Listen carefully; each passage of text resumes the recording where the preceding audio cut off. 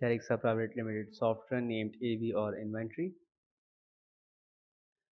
आज हम इस वीडियो में देखेंगे कि HRMS का पूरा मॉड्यूल किस तरह से सेटअप कर सकते हैं, यानी कि हाउस रिसोर्स मैनेजमेंट, जिसमें आपके एम्प्लॉय का डेटा मौजूद होता है वो आप किस तरह से सेट कर सकते हैं। तो आपने मेन्यू बार ओपन करना है और HRMS में जाना है यहीं से, और इसमें देख सकते हैं आप एम्प्लॉयज़ लीव टाइप, अटेंडेंस, उसकी उनकी सैलरी, एम्प्लॉय की पेमेंट्स और एम्प्लॉय के एडवांस वगैरह किस तरह से हम मैनेज कर सकते हैं। मैं एक एक करके सबको ओपन कर लेता हूँ, फिर हम इनके ऊपर काम शुरू करेंगे।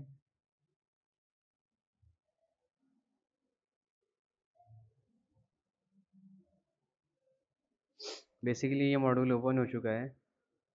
अब हमने एम्प्लॉय के ऊपर जाना है। सबसे पहले आपके एम्प्लॉय क्रिएट करना होता है, तो उसके लिए हमने क्या करना है, आपने जैसे ही आएंगे एम्प्लॉय के ऊपर क्लिक करेंगे तो एम्प्लॉय का फॉर्म ओपन हो जाएगा। एम्प्लॉय टाइप आपने बताना है सेल्समैन है या सेल्समैन नहीं है। उसका नाम आप डिफाइन कर दे, जैसे कि मैं यहाँ पे दे देता हूँ नूर। उर्दू में नाम भी मैंने सेम रख दिया है इसका, ताकि कोई कन्फ्यूजन ना हो। डेट ऑफ ज्वाइनिंग में इसकी दे देता हूँ 10। NIC नंबर इसके पास कोई है तो वो आप पुट कर दें। एजुकेशन इसकी कुछ भी दे दें।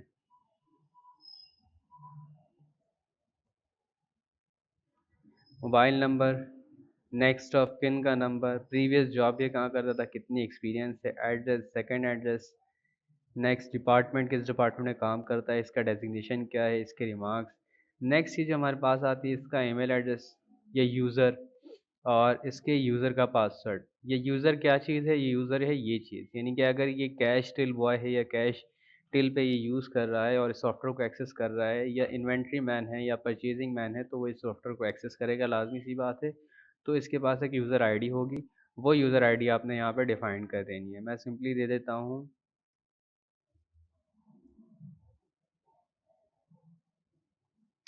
अच्छा जी, इसकी बेसिक सैलरी क्या है, मैंने कह दिया इसकी बेसिक सैलरी है 30,000 और 32,000। मेडिकल अलाउंस कोई है, मैंने कह दिया 5,000 मेडिकल अलाउंस है।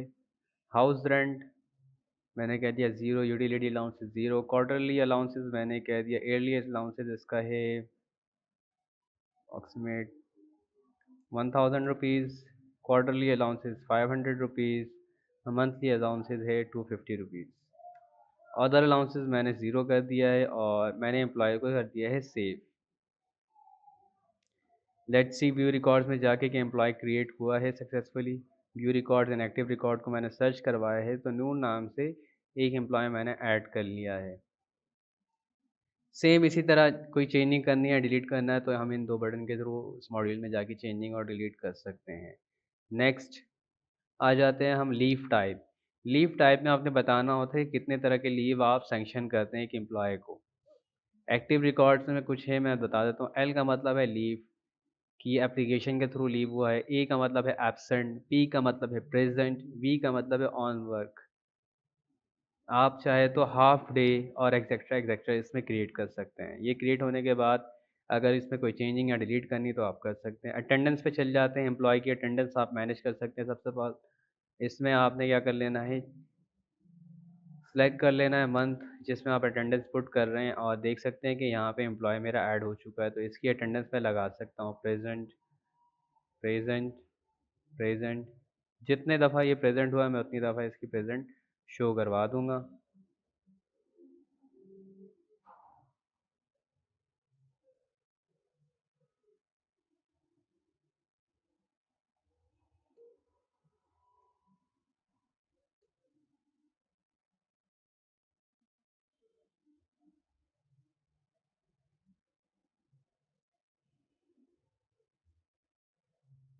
ठीक है, मैंने करा है सेव अटेंडेंस, श्योर, ये अटेंडेंस हो गई है सेव। अब इसका इम्पैक्ट कहाँ पे पड़ रहा होता है, इसका इम्पैक्ट पड़ता है रिपोर्ट्स में। Employee report and attendance report, ये दो रिपोर्ट्स हमारे पास है एम्प्लॉय के हवाले से। Employee report and attendance report यहाँ पे मौजूद है, इसमें आप जाके इनका इम्पैक्ट चेक कर सकते हैं। सबसे आ जाते हैं एम्प्लॉय रिपोर्ट के ऊपर। एम्प्लॉय रिपोर्ट के ऊपर सारे के सारे एम्प्लॉय का डेटा आ जाएगा, उनका लेजर, जिस तरह एक कस्टमर का लेजर होता है उसी तरह एम्प्लॉय का भी लेजर होता है। तो यहाँ पे ही मैंने देख सकता हूँ इनको। अटेंडेंस रिपोर्ट के ऊपर आता हूँ, attendance report of the month के आपको किसका व्यू करना है, यहाँ पे आ जाऊँगा और यहाँ पे ये आपको ओवरव्यू दे देगा कि अब तक की जो अटेंडेंस रिपोर्ट लगी उस हिसाब से नूर की अटेंडेंस जो है वो 16 ऑफ द डेज है, 20th mark 20 total 20 out of mark हुई है, 10 अभी तक अनमार्क्ड है जिसमें 30 टोटल डेज है, 20 मार्क हो चुकी है जिसमें से प्रेजेंट 16 है और एब्सेंटी इसकी 4 मार्क हुई हुई है।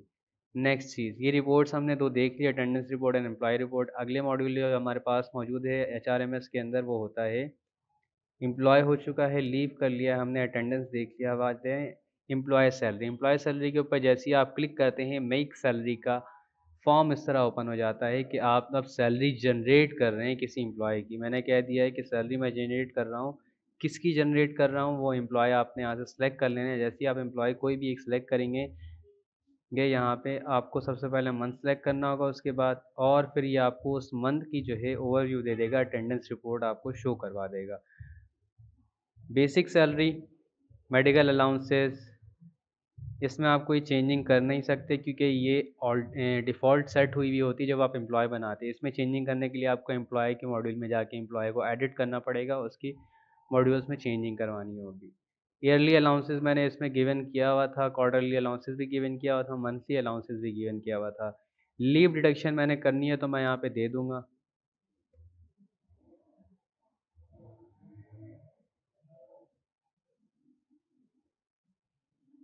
लीव रिडक्शन मैं यहाँ पे बाय डेज से नहीं करवा सकता, बाय अमाउंट से करवा सकता हूँ। इसकी वन ऑफ द डे की आपने लीव जो है कैलकुलेट करके इसमें यहाँ पे आपने पुट रखनी होती है। इसकी 4 दिन की एबसेंटी है तो इसकी सैलरी इस हिसाब से बन जाएगी। मैं माइनस कर लेता हूँ इसमें से आई थिंक 2000 रुपीज़ की पर डे की सैलरी इसकी 500 बन रही है। 2000 यहाँ से डिडक्ट हो गया। कोई इनकम टैक्स वगैरह है या आउटस्टैंडिंग वगैरह कोई अदर डिडक्शन है या किसी ने एडवांस लिया हुआ है तो वो आप यहाँ पे पुट करवा सकते हैं। डेट किस डेट को आप ये ट्रांजेक्शन दे रहे हैं वो आपने देना है और सेव कर लेना है।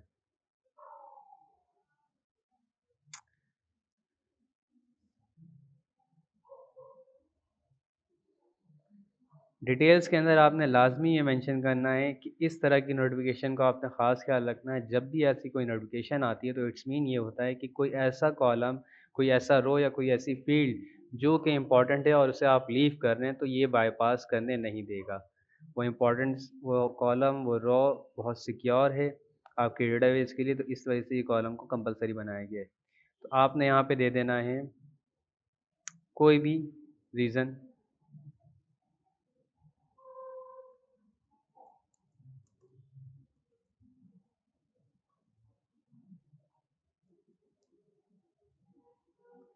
सेव करवाया मैंने इस ट्रांजेक्शन को और एडिट सक्सेसफुली का मैसेज यहाँ पे मुझे रिसीव हो चुका है। व्यू रिकॉर्ड्स में जाता हूँ देखने के लिए, मैं डेट सेलेक्ट कर लेता हूँ सबसे पहले तो। इस दिन मैंने इन बंदों को सैलरी दी है। स्लिप निकालने के लिए मैं क्या करूँगा, स्लिप के ऊपर क्लिक करूँगा और ये इसकी स्लिप इस तरह से जनरेट हो जाएगी। बेसिकली ये स्लिप है और यहाँ पे जो भी हमारे टेरिक्सा प्राइवेट लिमिटेड के क्लाइंट्स होंगे उनका लोगो दिया हुआ, उनके एड्रेसेस वगैरह यहाँ पे मेंशन हो जाएंगे। इसका प्रिंट निकालना आप प्रिंट निकाल सकते हैं और इसकी रिसीविंग लेके आप उस एम्प्लॉय के अकाउंट्स डिपार्टमेंट में इनरोल करवा सकते हैं। क्लोज़ कर दिया मैंने इसे और ये हमने सैलरी बना ली है। एम्प्लॉय पेमेंट्स के ऊपर आते हैं। अगर कोई पेमेंट हम कर रहे हैं एम्प्लॉय को, किसी भी तरह की पेमेंट, तो यहाँ से मैं वो ऐड करवा सकता हूँ।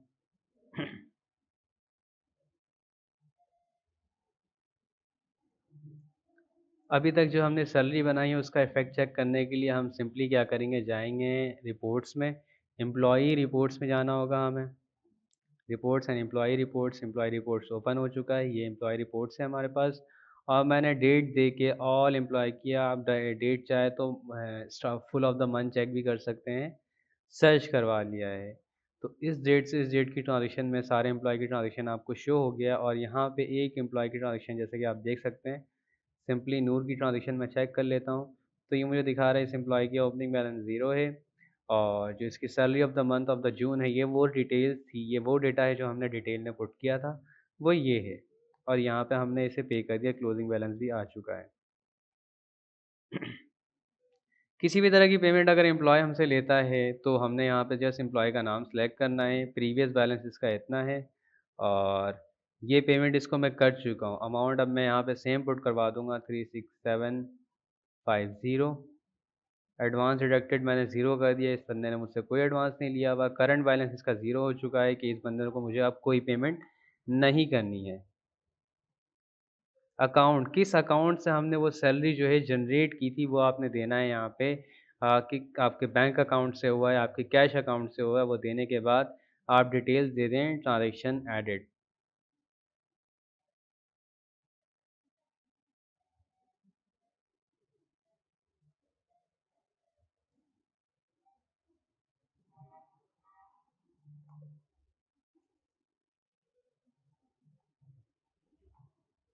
ये मैंने ऐड करवा दिया। अगेन एम्प्लॉय रिपोर्ट में जाके इसका मैं इफेक्ट चेक कर लेता हूँ नूर के, और देख सकते हैं कि इसकी एक क्या नाम है, जून की सैलरी बनी थी जो कि हमारी तरफ से क्रेडिट भी हो चुकी है। अब हमने इसकी जून के अंदर की कोई भी सैलरी नहीं देनी है। एम्प्लॉय एडवांस, अगर कोई एम्प्लॉय को एडवांस देना है आपने तो यहाँ से आप पुट करवा सकते हैं।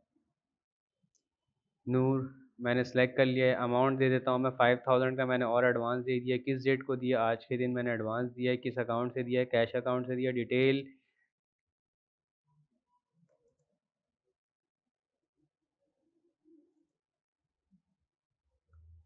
इमरजेंसी, ये मैंने डिटेल दे के एम्प्लॉय रिपोर्ट के ऊपर इसका भी इफेक्ट चढ़ जाएगा। सर्च करवाता हूँ, अगेन 5000 का एडवांस यहाँ से ऐड हो चुका है। तो बेसिकली ये हमारे पास मॉड्यूल था HRMS का, हाउस रिसोर्स मैनेजमेंट सर्विसेज का, जिसमें आप एम्प्लॉय की एडिशन वगैरह करवा सकते हैं, लीव टाइप अपनी सेट कर सकते हैं, अटेंडेंस आप इसमें दे सकते हैं, एम्प्लॉय की सैलरी जनरेट कर सकते हैं, एम्प्लॉय की पेमेंट्स वगैरह है, कोई अलाउंसेस वगैरह है, कोई एडवांस वगैरह है, तो वो सारी चीज़ें देख सकते हैं। और इनका इफेक्ट आप कहाँ देख सकते हैं, रिपोर्ट में, एम्प्लॉय रिपोर्ट्स और अटेंडेंस रिपोर्ट, हमारे पास दो रिपोर्ट्स हैं जिसमें आप इनका इफेक्ट ईजिली देख सकते हैं। Thank you.